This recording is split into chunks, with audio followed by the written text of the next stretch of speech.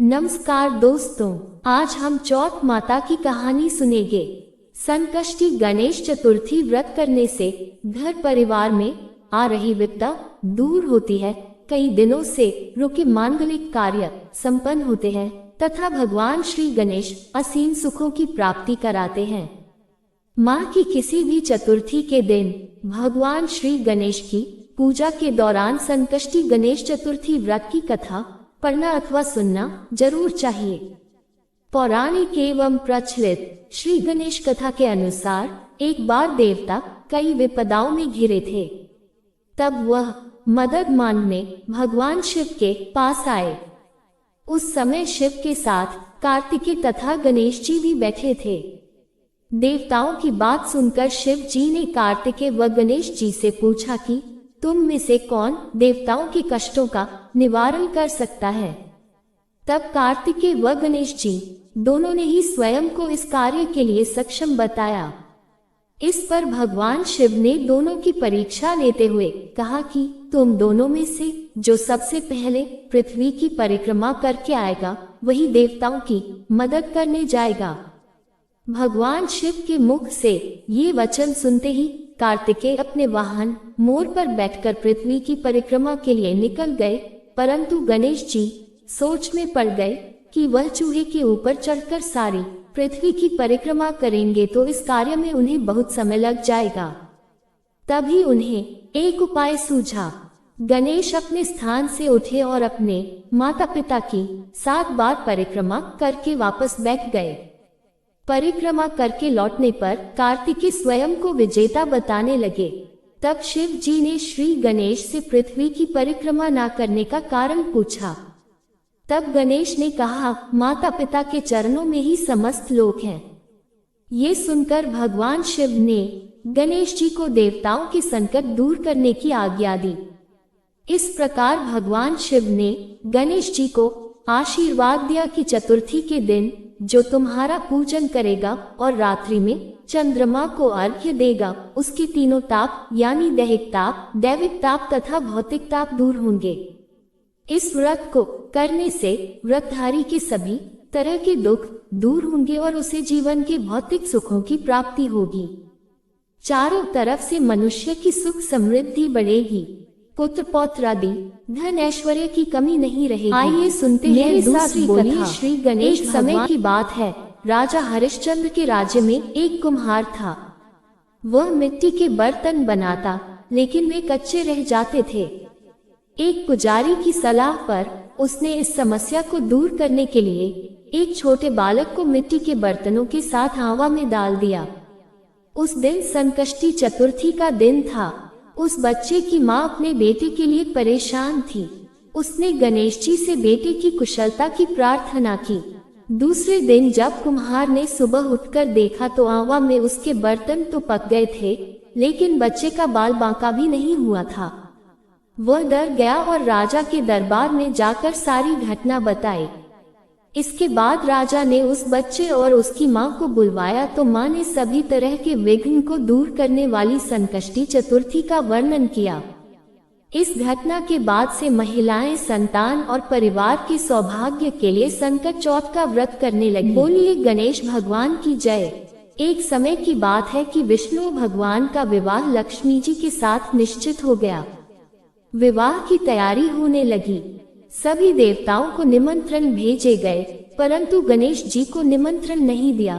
कारण जो भी रहा हो, अब भगवान विष्णु की बारात जाने का समय आ गया। सभी देवता अपनी पत्नियों के साथ विवाह समारोह में आए। उन सब ने देखा कि गणेश जी कहीं दिखाई नहीं दे रहे हैं। तब वे आपस में चर्चा करने लगे कि क्या गणेश जी को नहीं न्योता है या स्वयं गणेश जी ही नहीं आए हैं। सभी को इस बात पर आश्चर्य होने लगा। तभी सबने विचार किया कि विष्णु भगवान से ही इसका कारण पूछा जाए। विष्णु भगवान से पूछने पर उन्होंने कहा कि हमने गणेश जी के पिता भोलेनाथ महादेव को न्योता भेजा है। यदि गणेश जी अपने पिता के साथ आना चाहते तो आ जाते, अलग से न्योता देने की कोई आवश्यकता भी नहीं थी।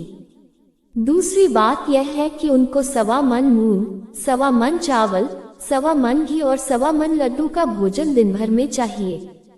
यदि गणेश जी नहीं आएंगे तो कोई बात नहीं, दूसरे के घर जाकर इतना सारा खाना पीना अच्छा भी नहीं लगता। इतनी वार्ता कर ही रहे थे कि किसी एक ने सुझाव दिया, यदि गणेश जी आ भी जाएं तो उनको द्वारपाल बनाकर बैठा देंगे कि आप घर की याद रखना। आप तो चूहे पर बैठकर धीरे धीरे चलोगे तो बारात से बहुत पीछे रह जाओगे। ये सुझाव भी सबको पसंद आ गया। तो विष्णु भगवान क्या था कि इतने में गणेश जी वहां आ पहुंचे और उन्हें समझा बुझाकर घर की रखवाली करने बैठा दिया। बारात चल दी।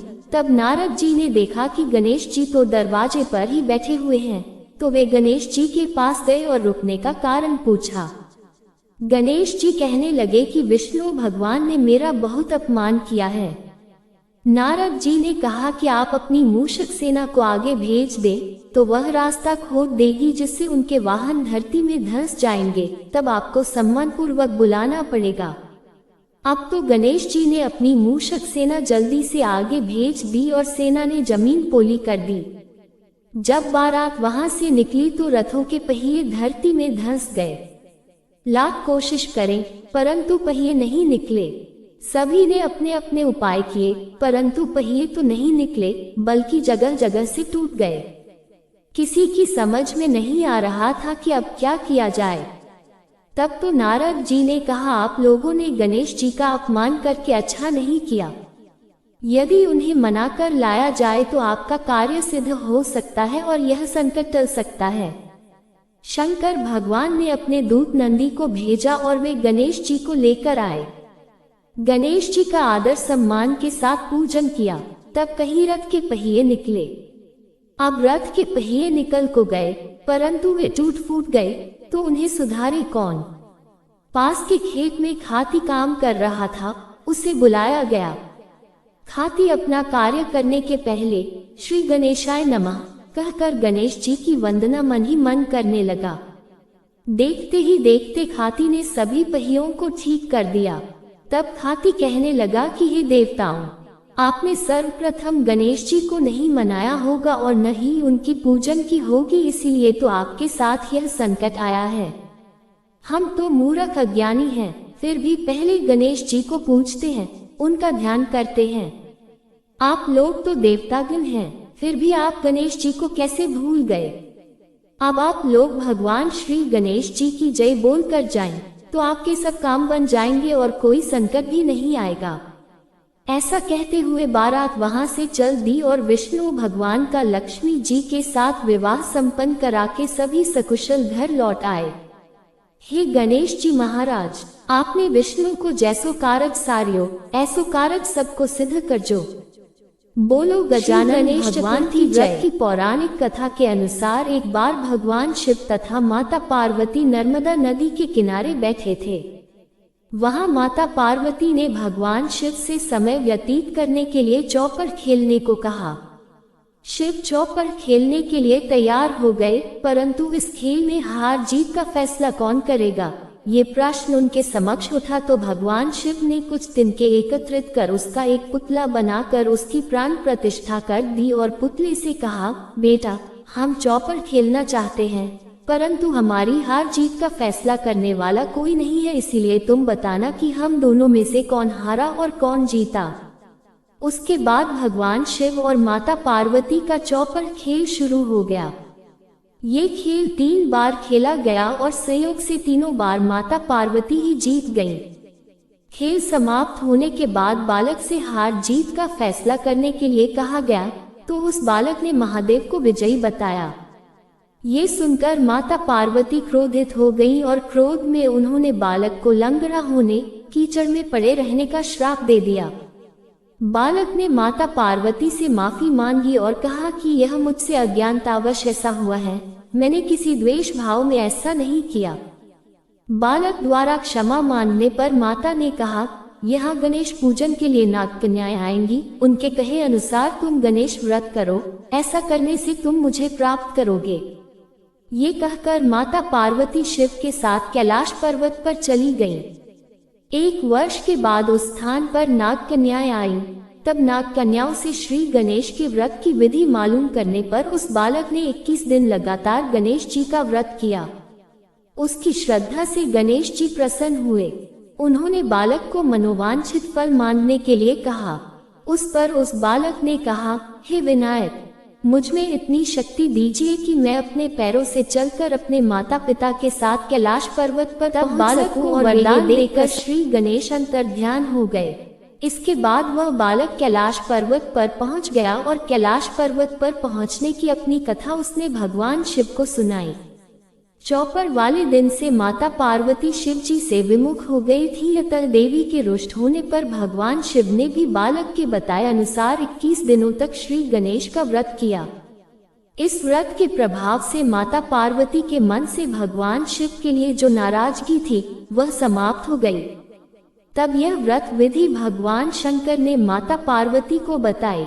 ये सुनकर माता पार्वती के मन में भी अपने पुत्र कार्तिकेय से मिलने की इच्छा जागृत हुई। तब माता पार्वती ने भी 21 दिन तक श्री गणेश का व्रत किया तथा दूर्वा, फूल और लड्डुओं से गणेश जी का पूजन अर्चन किया। व्रत के 21वें दिन कार्तिकेय स्वयं माता पार्वती जी से आ मिले। उस दिन से श्री गणेश चतुर्थी का यही व्रत समस्त मनोकामनाओं की पूर्ति करने वाला व्रत माना जाता है। इस व्रत को करने से मनुष्य के सारे कष्ट दूर होकर मनुष्य को समस्त सुख सुविधाएं प्राप्त होती हैं।